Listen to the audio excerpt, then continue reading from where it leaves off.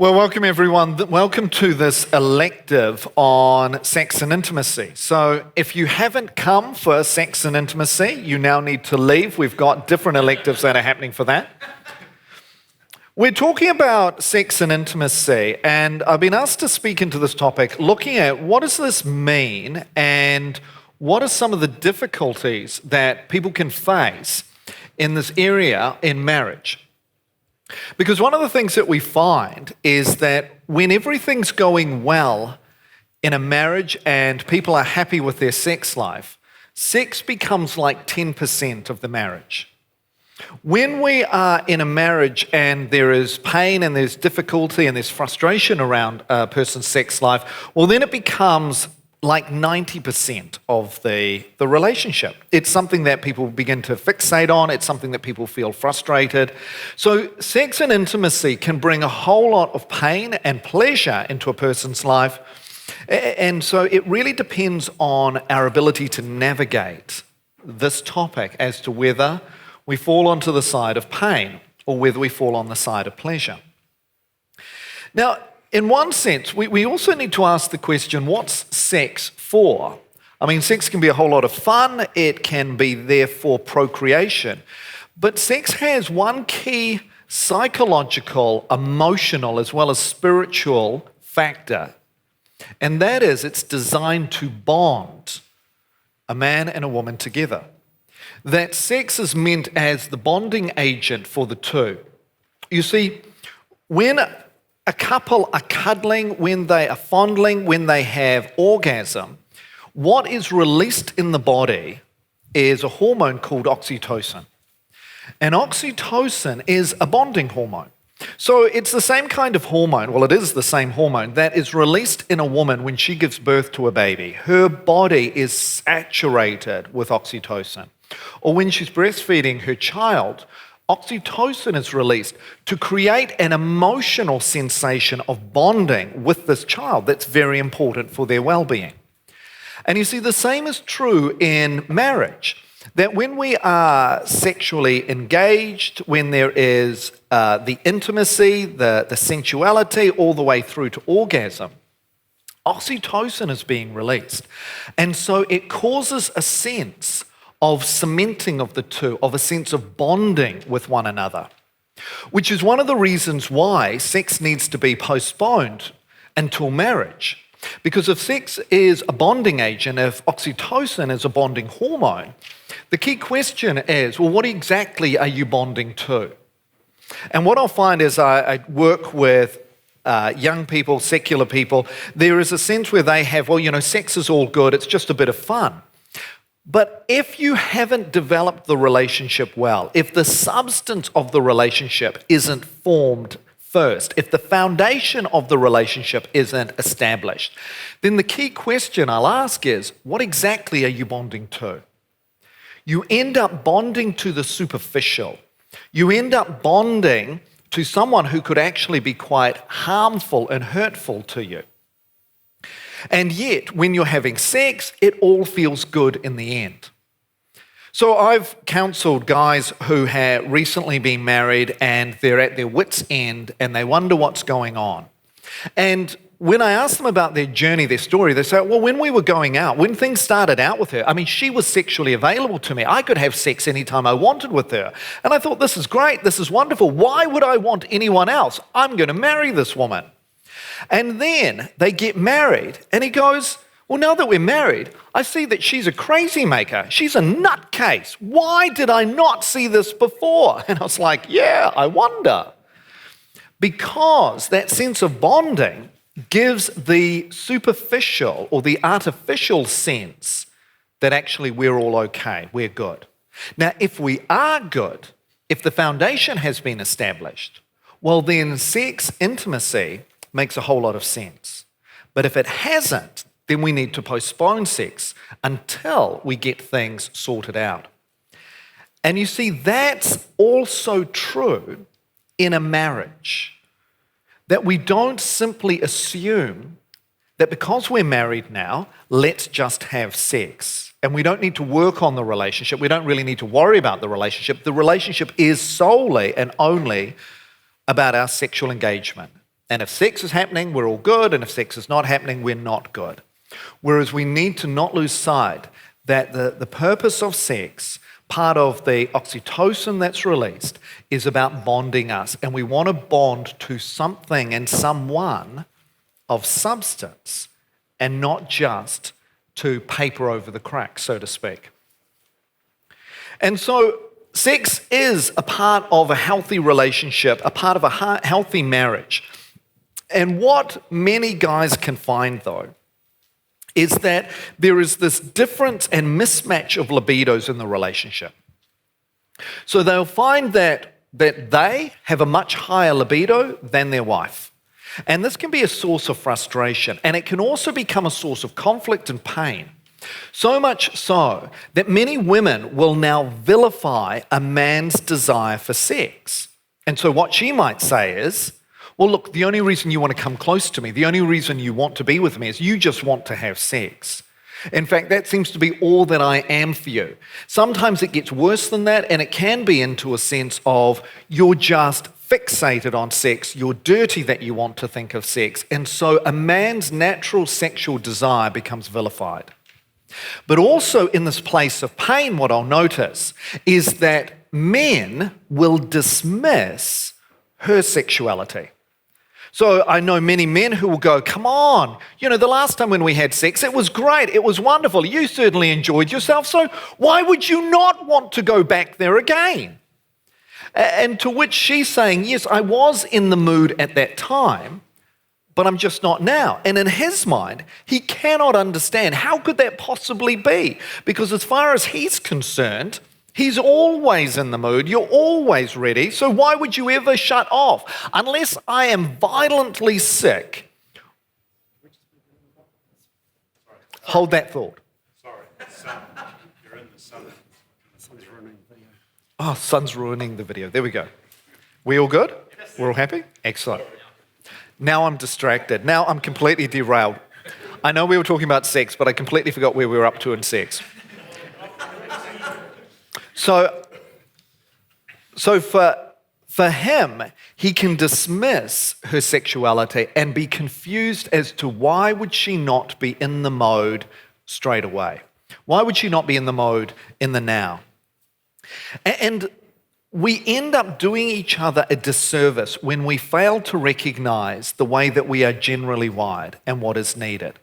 So in this, what we'll find is that certainly it will be the case that many men will experience a sense of love through sex, and many women, once they experience a sense of love, will be far more sexually available. That one of the things that we know about the male sexuality is our sexuality, our sensitivity, is that we are physically and visually wired.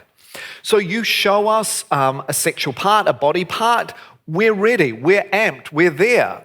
She just needs to touch an arm and we're ready, we're amped, we're there. We are physically wired, so we're easily aroused in that regard. Whereas for a woman, her sexuality, her libido is accessed by and large through her emotional side. And so it's only as she feels warmed up emotionally and feels emotionally engaged with that she's now ready to be sexually involved. Because for many women, if I haven't got to know you, if we are not good, if we haven't established and formed the relationship that we have, well now your body feels like a stranger to me. And why would I ever want to make love to a stranger? You bring a strange man into my bedroom, that just doesn't turn me on. That doesn't excite me. It's not until he feels like a companion, he feels close to her, that she now starts to relax. Because when I know that you want me, when I know that we're connected, when I know that I'm valued, well now I'm feeling like I want you to touch my body, I want you to engage with my body. But until that time, I don't necessarily want that at all. And you see, for her, that sense of emotional closeness comes before the desire for sexual closeness. Among many other reasons, one of the reasons for this is sex is something that happens inside of her. Whereas for us, Sex is something that happens outside of us. And so to invite a man into her body, even though this be her husband, this is vulnerable. This is sensitive. And so as a result, she needs to know, am I loved? Am I cherished? Am I special? Two key heart cries of most wives are around, am I important to him? Am I a priority to him? Does he prefer his work over me? Does he give me attention in all of this? Am I important and is he with me? Or am I alone? Am I disconnected? Because that's a place of fear for her. So in that, as you think about that, what would you say? Have a chat with the person beside you. What would you say generally, and I know we're only talking generally, and for your wife or the woman in your life, it will be something slightly different. But what are the things that women genuinely like that feels like it feeds them and causes them to feel cherished? Have a chat with the person beside you, and then I'll call you back in a second. Okay, I'll call you back. So what have you got for me? What would you say that generally spins her wheels? So more than just, she appreciates it when you do X. What would you say that generally spins a woman's wheels? What have you got for me? Yeah, but what does intimacy mean? What would be the behavior that a person is doing that creates intimacy? Hanging out and spending time together. So they're spending time. Okay, what else? So spending time, a kiss, flowers, holding hands in public. No, I think that's your delusional state. What else? Sorry? So hearing her. Yeah, what else? It feels like a sacrifice to you, but I'm not sure that's what spins her wheels. What else? Deep conversation.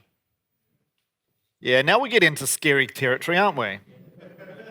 What else? Sorry, what was that? Affirmation. Yeah.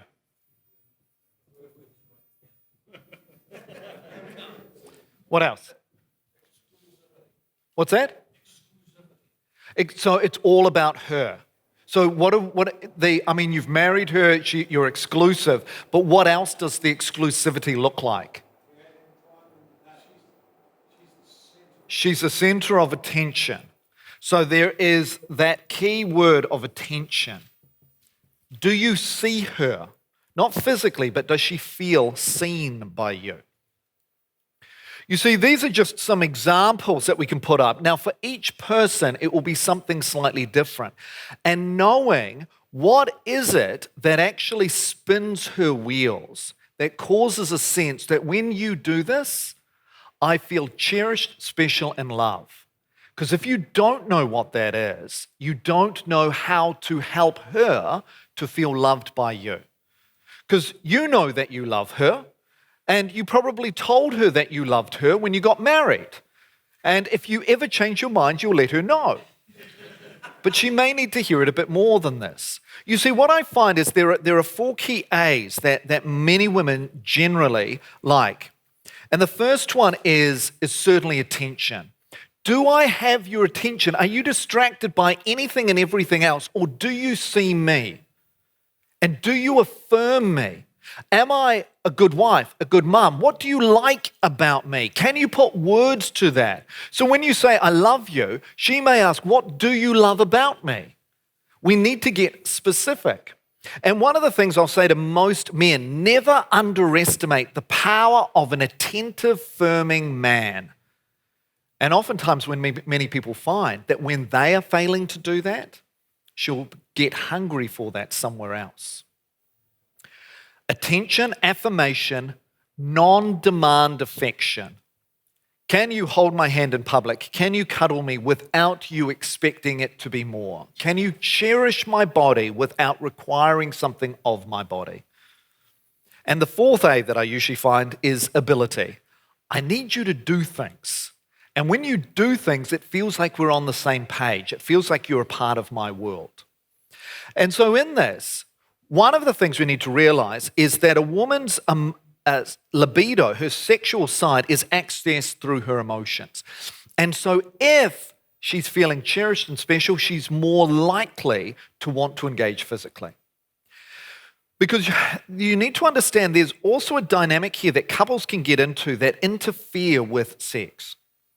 And that is, if I was to put it this way to you, if your wife, if the significant loved one in your world was to say to you, you never take me on a date, you never do anything that I want to do.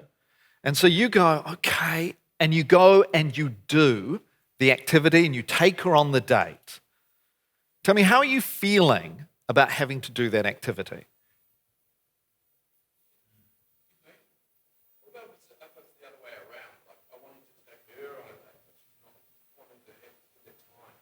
So we'll look at that, and we'll look at that also with couples in a second. So if she's not wanting to spend time with you, that's about entering into negotiation, which we're going to look at in a minute. So part of it is asking, what would it take for you to be okay? What is your resistance with spending time with me? And actually open your ears to listen to what she says.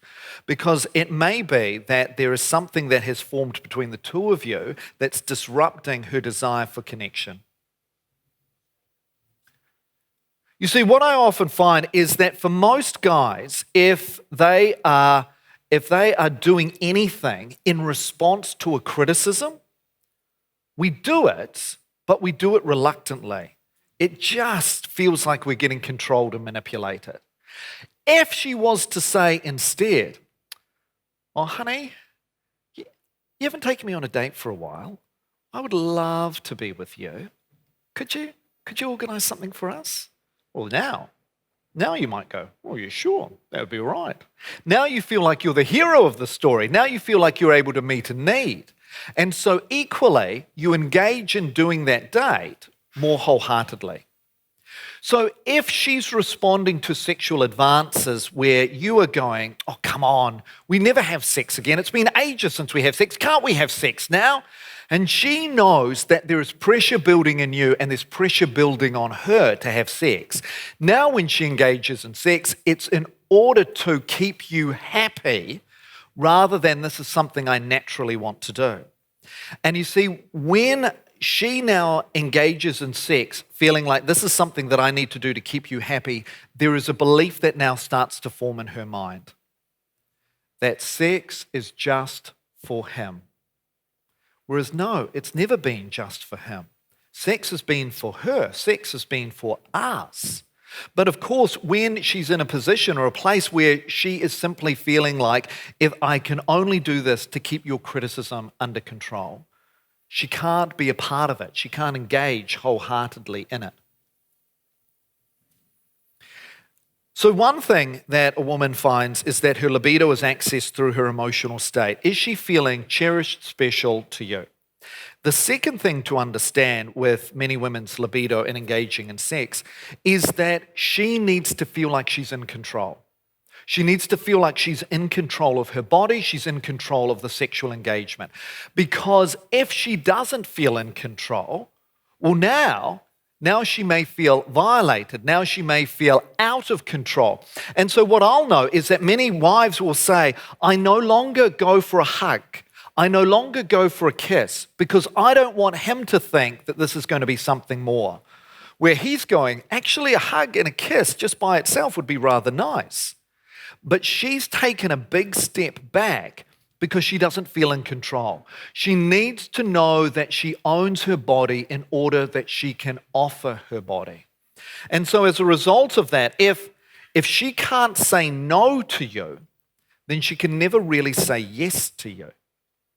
And many guys, many Christian men may use scriptural passages like, do not withhold sex from one another, they may use that as a form to get her and motivate her into sex. And she may do, but she may do it resentfully, which means that you don't have someone who's a willing participant with this. Now, the other thing that I find with many guys where I'll be talking in this area is that when she does say no, it's to realize that no doesn't mean never. That no just means now. That no doesn't mean rejection. It just means I'm not in a place where I'm sexually available right now. And you see, what I'll also notice that will go on in a guy's head is we can get very fixated. And because a lack of sex can also mean and feel like it's a lack of desire for me. So a lack of sexual engagement will feel like it's rejection. And so what will go on in a guy's head is he'll get fixated by it and he'll be laying awake at night and he'll be wondering, why isn't she interested in me? She obviously doesn't love me. She obviously doesn't want this for me. Why can't we just have sex? And the thing is, when you get fixated on this, when you start to fuel it, you wind yourself up. One misbelief that many people will have, many guys will have, is that she's making me feel this way. And so I'm feeling desperate as a result. Whereas the brain is simply giving you the emotion that it believes is its best guess as to how you should feel. And we get to be in control of how we're feeling. So you will know that at times when you're focused on, whether it be on sex or it's on an issue regarding work and something feels stressful and something's working you and winding you up, that when you then go to sleep and you wake up the next day, when you're distracted, when you're focused on something else, the emotion changes. Because what your brain focuses on, you will fuel that emotion. And so it's recognizing, don't wind yourself up in your mind. Realize you're doing it to you, that as you focus elsewhere, as you bring your attention elsewhere, that emotional state begins to die down. Another thing that I do with couples in terms of their relationship is I'll find that and it is just a general pattern, it's a sort of 80-20 rule, it's not the ongoing pattern. It's not a pattern for all couples. But there will usually be one of the couple is the pursuer, and another one is the resistor. And so what will happen is the pursuer will pursue, and the resistor knows to resist. And so it's a constant pattern where he knows the only way that we're going to be sexually engaged and involved is if I do something. She never will. She knows the only way that I keep safe is to keep his sexual desire at bay. Otherwise, I don't feel like I'm in control. And so when she puts up a wall, it just causes him to feel even more desire and more pressure, and he pursues and he pursues. So it's this ongoing feedback loop that it continues. And so with some couples, one of the things that I'll do with them is I'll say, we need to break this cycle. So for the next month, we're going to change things up. So you as the pursuer, you are simply going to become the receiver. You are not going to initiate any sexual activity, engagement. You're simply going to receive. So if she kisses you, you can kiss back. If she hugs you, you can hug back. But you're not to initiate or take it further. For her, I'll say, you're going to be in charge of the initiation. That if you don't initiate, it won't happen. And so whether it's a hug, it's a cuddle, it's a kiss, you're going to take responsibility for that. And now at this point, usually he goes into a state of depression, feeling like we're just not going to have sex at all. And she goes into a state of freedom, like, whoa, I've got a month's worth of freedom. But what I find interesting that happens is because she's carrying that responsibility, because she knows she's in control, she misses him. She reaches out. She starts to hold hands. She starts to initiate. And what I found at that point is because she's feeling fully in control of it, she feels a greater sense of freedom with this. And I'll have couples come back where they say, I just never thought it would change anything, but it has.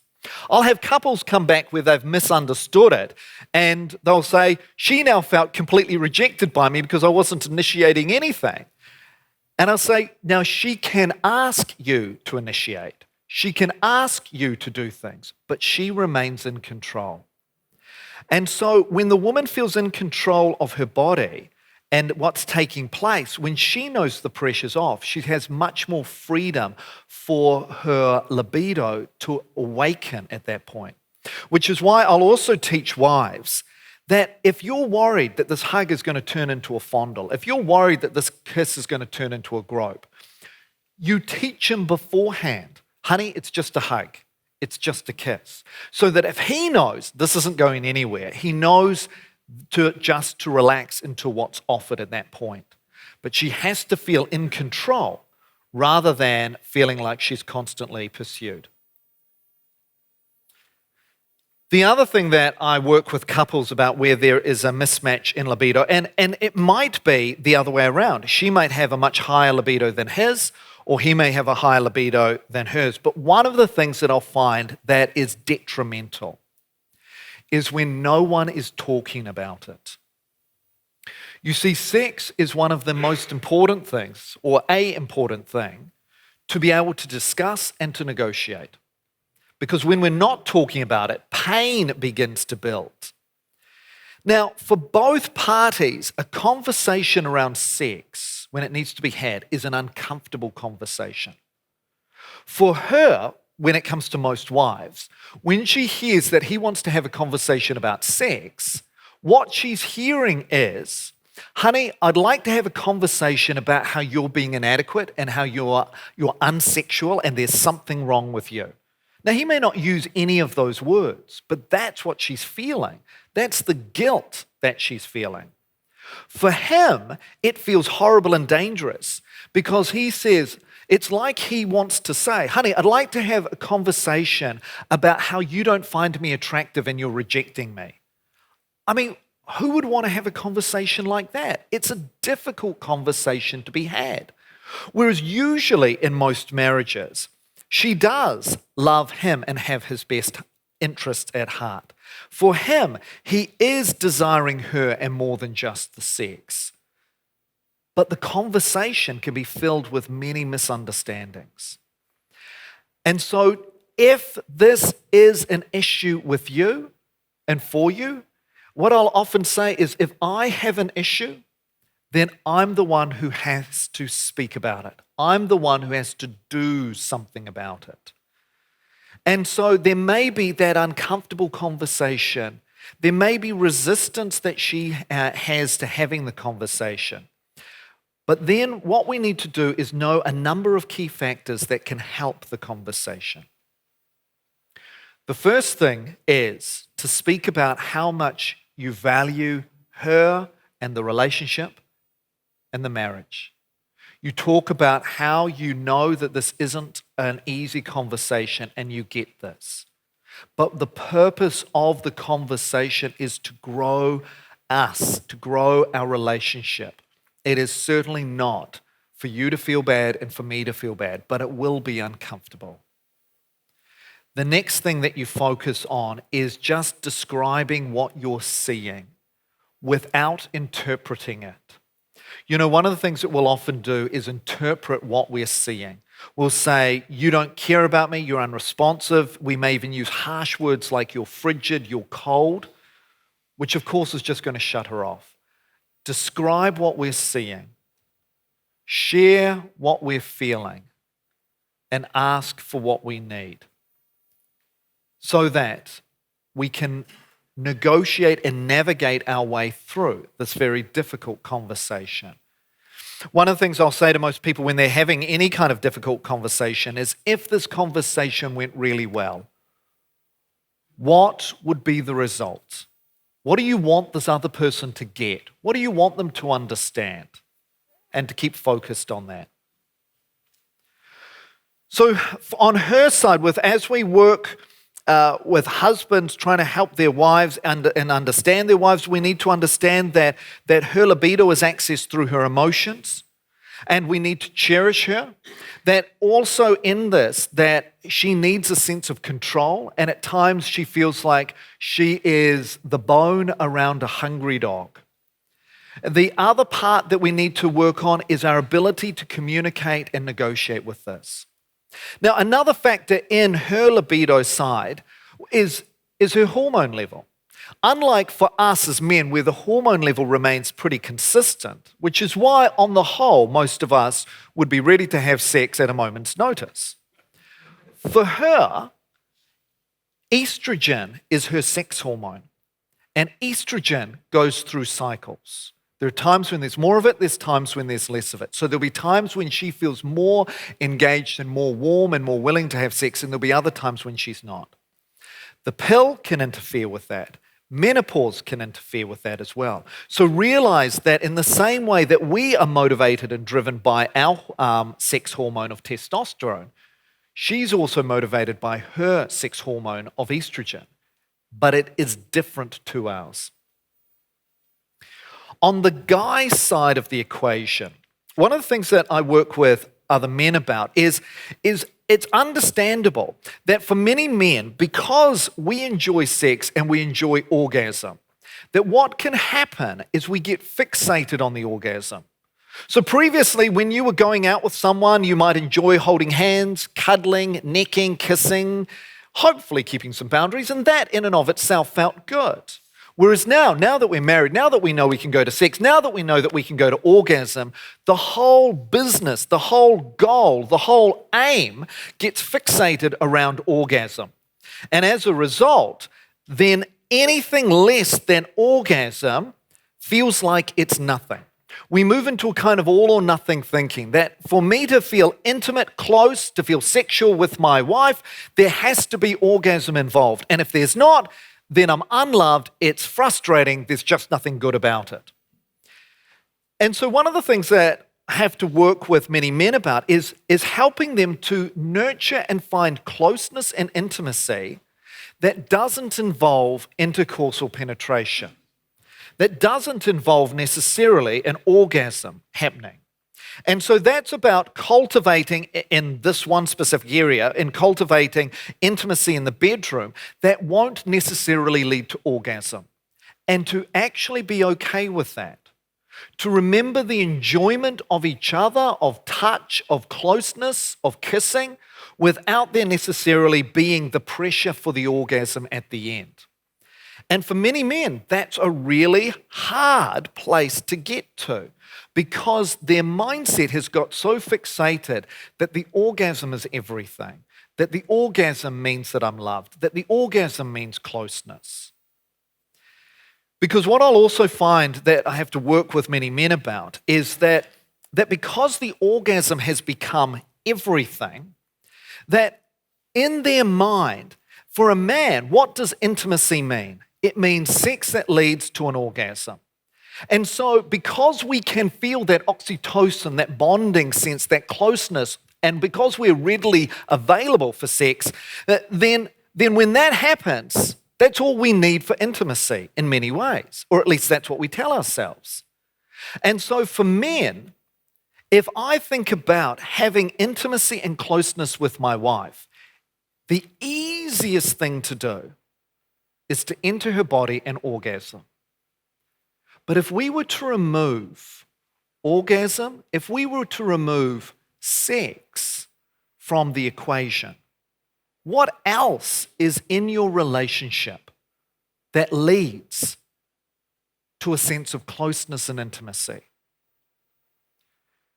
See, if you knew that for some reason your wife, because of sickness, illness, was sexually unavailable to you for a time, what else is there in your life that you enjoy doing with your wife that brings a sense of closeness? Because what I'll find is that many men will feel frustrated when they're not having sex with their wife, but when they know that she is genuinely unavailable through sickness, illness, all of a sudden that side can nicely shut down. So if the only sense of intimacy comes through sex, then we're missing out on something.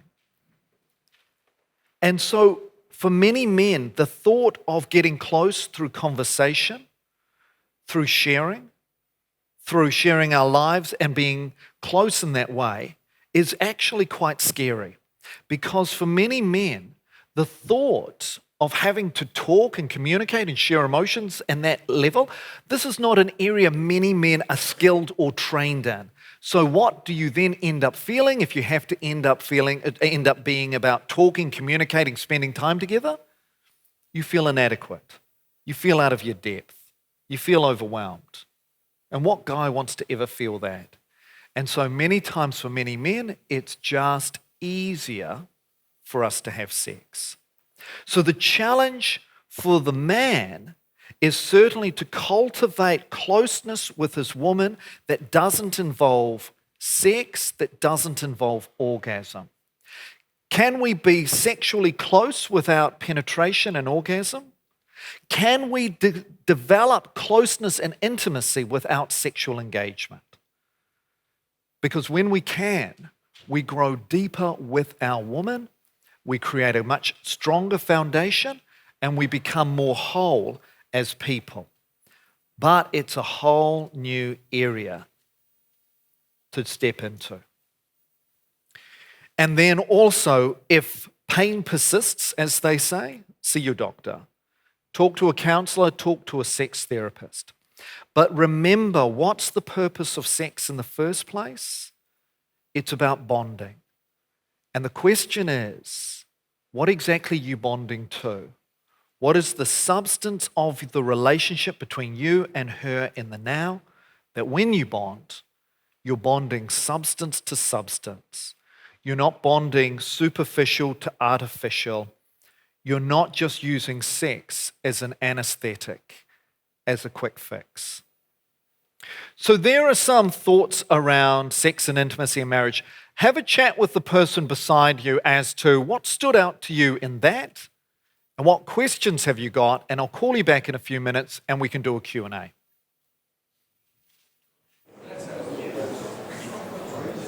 Okay. All righty, I'll call you back. Oh, it's good if you're enjoying the conversation. Tell me, what were you sharing? What stood out to you so far? What got your attention?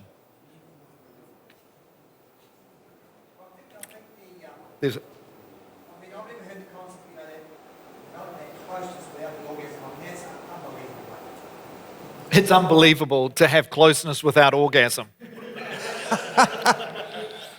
And that's right, it's a new way of thinking. See, before you were married, and again, don't have to share with this, but hopefully before you were married, you had closeness without orgasm.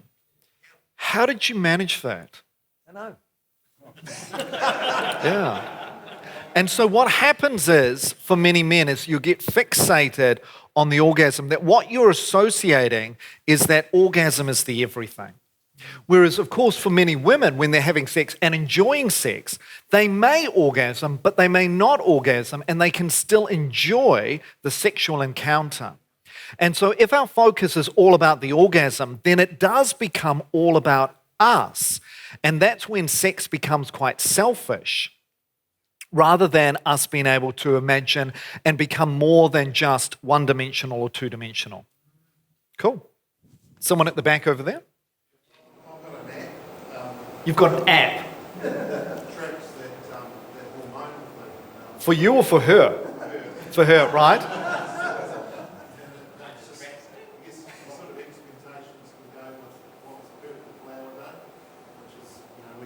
Really, you know your odds of getting lucky are a bit better. Right, yeah. And then, there's obviously the close for business season where you've got to try something else. And yeah. So you're more aware of when hormonally she might be in a better place. Yeah, so I guess you put your odds where they need to be. Yeah, and there is that. And so that's one of the things to think about. If you put your odds and if all she knows is that she gets your attention and closeness when she's in a different part of her cycle, and when she's out of that part of her cycle and she's in the no man land, that she doesn't get you at all, she'll often become suspicious of your kindness. She's onto it. Whereas it's interesting that the Bible says that we are to love our wife as Christ loved the church. He didn't have seasons of loving us. And we also notice that in that we are to love our wife as we would love our own body. Now, as guys, our tendency is to be more self-focused in this. Not necessarily selfish. Women and men are just as equally selfish. But we can become more self-focused. And as we love our body, in the same way that we would look after our body, we need to look after her. Part of what that passage is also saying is that she comes under our jurisdiction, not in a power sense, but in a care sense. And because we can be very fixated and very focused and very targeted in our mindset, and that's just part of the way our brain is structured, we can feel like the marriage day sealed the deal, and so now I can focus on other things that achieve things. Whereas it's a matter of recognizing that she is still a part of my world and we still need to give her the care and attention to tend her. So the soil might be more ripe, to use that analogy. The question is, what are we sowing into that soil that we might reap a good harvest? Great. What else? What else is standing out?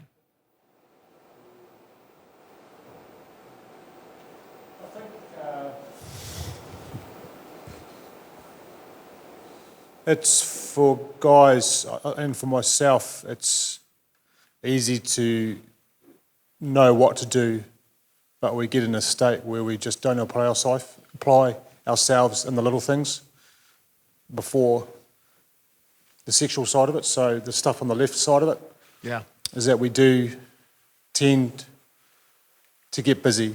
Our own lifestyles create an environment where we don't apply ourselves in that area where we know that we should, but we choose not to. And I think I'm probably a wee bit myself there as well, but yeah. Does that make sense? Yeah, it does. And you see, we can get focused in the other areas, in the work areas and all of that. Now, one of the things that I find is that as men, we are very simple creatures.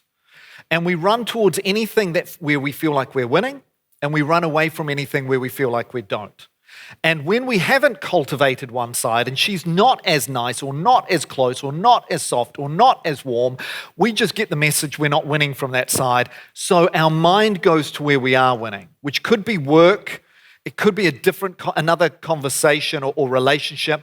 It could be sport. It could be pornography. That we go, well, where do I feel like I'm winning? Whereas it's recognizing in this that part of where I am, I need to cultivate her side as well. And one of the things we'll look about in the next session that can help us, because one of the difficulties when we know about love languages is no one likes to do another blasted to-do list of things that we have to do. So what does she like? She likes this, she likes conversation, she likes, be spoken to, all of these things. And we look at that and we go, oh, well, I guess I could put it in my diary. But we don't have an ownership over it. Usually for a couple of reasons. One, because what we're focused on is orgasm. And this is a long way before orgasm, so we lose interest. But the other part of it is we don't make a connection with her. So we haven't learned to develop intimacy and develop closeness with her in a non-sexual way. So this part seems irrelevant.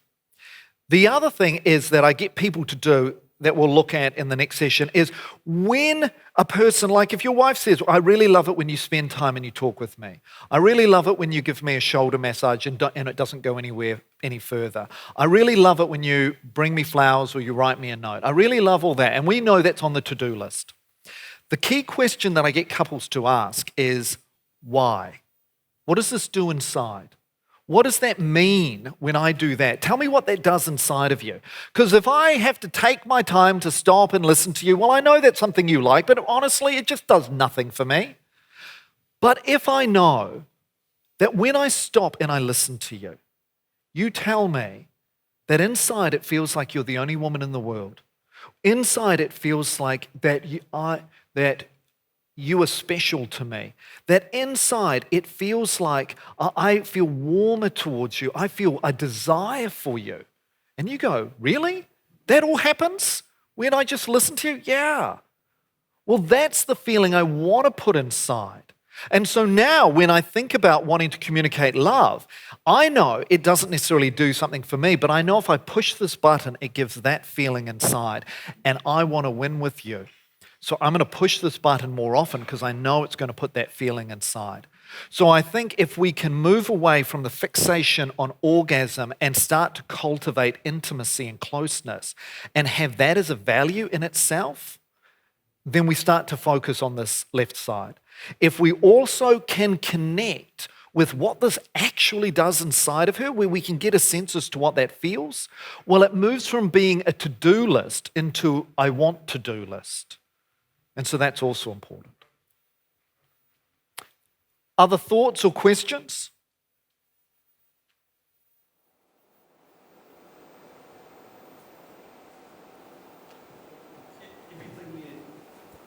I found that everything you invest in your marriage gets returned with interest. Everything you invest in marriage is returned in interest. Yeah, especially sometimes, dollars for a few flowers or taking the odd weekend away or something like that. Yep, flowers, weekend away. It's invaluable to invest in your marriage, Yeah. You're better to spend a few $100 along the way than to give half the money away. Sure. Yeah.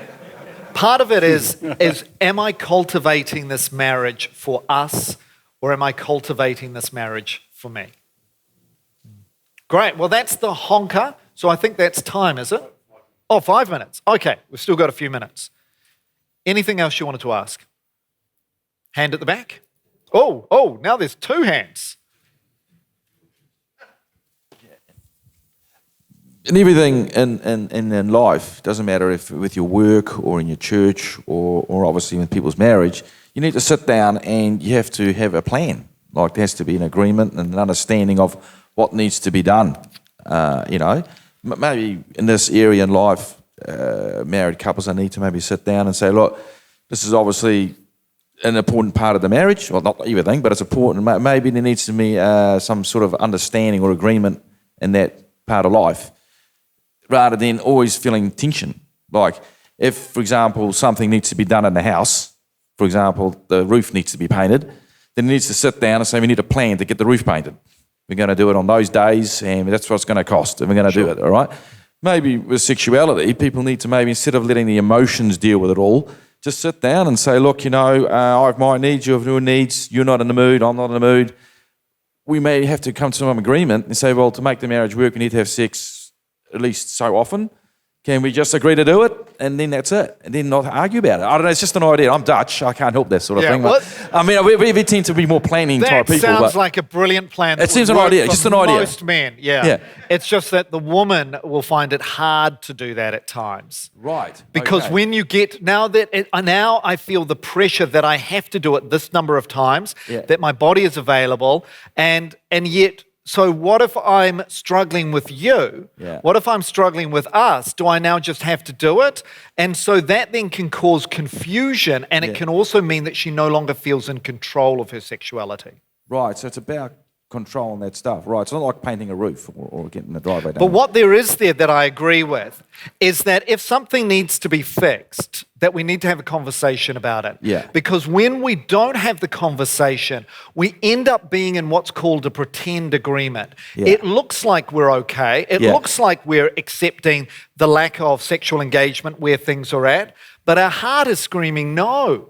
And if any time that your heart is screaming, no, I don't want this, you have to stop and work out what is it that I need in order to be okay with this. So let's have the courageous conversation rather than continuing in a pretend agreement.